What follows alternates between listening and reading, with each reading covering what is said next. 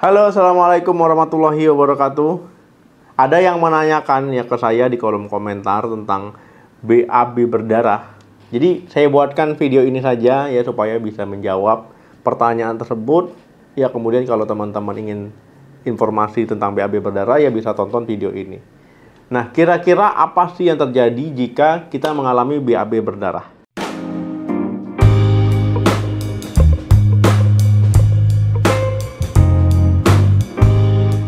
Buang air besar ya ataupun BAB berdarah adalah kondisi ketika terdapat darah di dalam feses ya.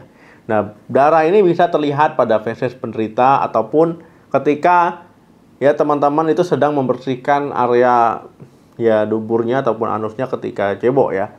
Nah, kondisi ini dapat menjadi tanda adanya perdarahan di saluran pencernaan. Ya, misalkan karena wasir ya ataupun radang usus. Nah, Dok, apa yang menyebabkan BAB berdarah? Nah, jadi kalau kita lihat berdasarkan lokasi itu ada dua. Hematosedia. Nah, kemudian ada juga yang melena ya. Nah, kemudian teman-teman, yang pertama hematosedia. Hematosedia ini disebabkan oleh perdarahan pada saluran pencernaan bagian bawah. Ya, misalkan di usus besar ya. Nah, pada penderita perdarahan bagian bawah ini, itu darah yang keluar itu biasanya akan terlihat merah. Ya, masih segar ya. Nah, karena memang areanya itu nggak jauh. Nah, jadi makanya kalau terlihat merah, darah segar itu bagian bawah. Nah, kemudian ada beberapa kondisi yang menyebabkan ya masalah ini. Misalkan divertikulitis ya, yaitu peradangan ataupun infeksi pada divertikula. Nah, kemudian radang usus ya. Nah, ini bisa. Kemudian polip usus besar. Ya, kemudian tumor jinak, ya kanker kolon, ya fisura ani, kemudian wasir ya ataupun hemoroid ataupun ambien. Nah, kemudian yang kedua melena. Nah, melena ini disebabkan oleh perdarahan pada saluran cerna bagian atas. Nah, kalau melena ini darahnya itu hitam pekat ya, kehitaman ataupun seperti aspal ya. Jadi karena dia memang jauh ya, jauh di atas. Nah, karena letaknya ini ya teman-teman ya memang mengalami kekurangan oksigen, kemudian tercampur enzim ya, bisa juga tercampur asam lambung, makanya warnanya jadi beda, jadi hitam. Nah, jadi ada kondisi yang menyebabkan masalah ini, misalkan varises esofagus ya, gastritis, esofagitis ya, tukak lambung ya, kemudian sindrom Mallory-Weiss ya. Nah, itu adalah kondisi-kondisi yang bisa bikin ya BAB jadi hitam. Dok, apa yang menjadi faktor risiko BAB berdarah?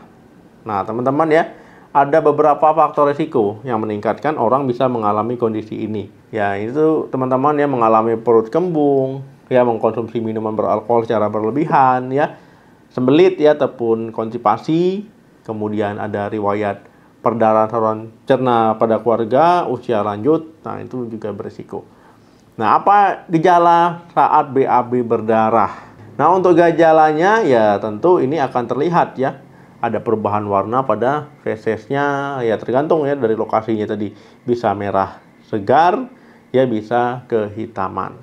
Nah, kemudian ya kondisi-kondisi tadi bisa juga disertai dengan keluhan misalkan ya demam, ya kemudian BAB-nya frekuensinya banyak, sakit perut, ya adanya penurunan berat badan. Nah, jadi teman-teman ya ada gejala-gejalanya. Kemudian untuk penderita yang saluran cerna bagian bawah ya bisa disertai dengan gejala diare, demam, ya perubahan pada warna BAB ya, sakit perut, ya kemudian penurunan berat badan. Nah, kemudian kalau seandainya pendarahan saluran cerna bagian atas, nah ini kan warna fesesnya gelap ya, hitam seperti aspal. Nah, ini juga bisa disertai dengan muntah darah misalkan, mudah lelah, pusing, pingsan ya. Nah, ini juga bisa ada gejala-gejala itu. Nah, bagaimana cara mendiagnosa BAB berdarah? Nah, tentu ya kalau untuk melakukan diagnosa ya dokter akan anamnesa ya ataupun menanyakan keluhan yang dialami, kemudian pemeriksaan fisik ya, pemeriksaan penunjang ya, misalkan endoskopi ya. Tujuannya ya untuk melihat ya lokasi perdarahannya di mana. Ya pakai kamera gitu ya. Kemudian foto rongsen ya, kemudian juga angiografi. Ya, ini nanti kalau angiografi ini ya dikasih cairan khusus ya untuk membantu melihat lebih jelas. pembuluh darah yang mengalami perdarahan. Yang keempat itu pemeriksaan radionuklir. Nah, ini bukan di nuklir ya teman-teman, beda ya. Nah, ini adalah ketika nanti dikasih cairan khusus juga ya untuk menilai lokasinya. Nah, bagaimana cara untuk pengobatannya dok, BAB berdarah? Nah, ini teman-teman ya, pengobatannya ini tentu bertujuannya untuk mengatasi ya perdarahannya, kemudian kekurangan darah ya karena berdarah, kemudian anemia. Nah, tentu ini ya mencegah perdarahan ya, kemudian juga menghentikan perdarahan. Nah, tentu ya akan dilakukan pemberian cairan infus. Kalau memang nanti HB-nya turun ya dikasih transfusi darah. Nah, kemudian ada tindakan ya melalui endoskopi. Namanya adalah electrocauterization ya. Jadi ini seperti membakar jaringan ataupun pembuluh darah yang menyebabkan perdarahan ya. Nah, ini pakai endoskopi. Kemudian ada namanya lagi band ligation ya. Nah, ini tujuannya untuk menghambat aliran darah yang menyebabkan perdarahan. Yang ketiga, pemberian obat-obatan. Nah, obat-obatan juga bisa diberikan ya teman-teman untuk menghentikan perdarahan dan juga membantu mengatasi penyebabnya. Nah, untuk obat ini tergantung ya jenisnya ataupun penyebabnya gimana. Ini nanti setelah dilakukan pemeriksaan. Nah, yang keempat itu kolostomi. Nah, kolostomi ini ya, nah misalkan ada kanker kolon ya ataupun kanker usus besar ya. Nah, jadi ini nanti akan dipotong ya, dipotong. Nah, kemudian ada bikin saluran pembuangan baru untuk membuang feses. Nah, yang kelima pengobatan mandiri ya, tujuannya tentu untuk membantu proses penyembuhan. Nah, teman-teman ya mengkonsumsi makanan yang berserat ya, sayur, buah-buahan. Ya, teman-teman bisa ya misalkan istirahat yang cukup ya, konsumsi obat sesuai dengan anjuran ya. Nah, jadi itu yang mandirinya. Apa saja dok komplikasi dari BAB berdarah? Nah, jadi teman-teman ya BAB berdarah ini harus diobati ya. Kalau tidak bisa menimbulkan komplikasi ya. Nah, anemia, bisa mengalami shock ya. Kalau shock ini mengancam nyawa.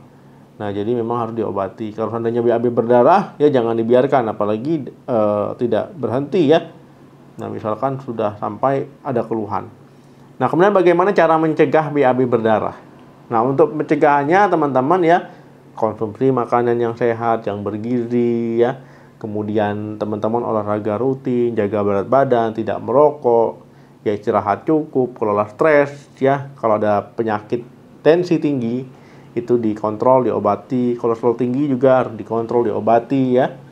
Nah, kemudian kalau seandainya membersihkan area dubur dengan cara yang baik. Nah, minum air yang cukup, jangan sampai mengejan terlalu keras, jangan menahan-nahan BAB ataupun menunda-nunda. Nah, kemudian hindari duduk di tempat yang keras terlalu lama. Nah, jadi kalau ada tambahan untuk cara pencegahan boleh komen ya.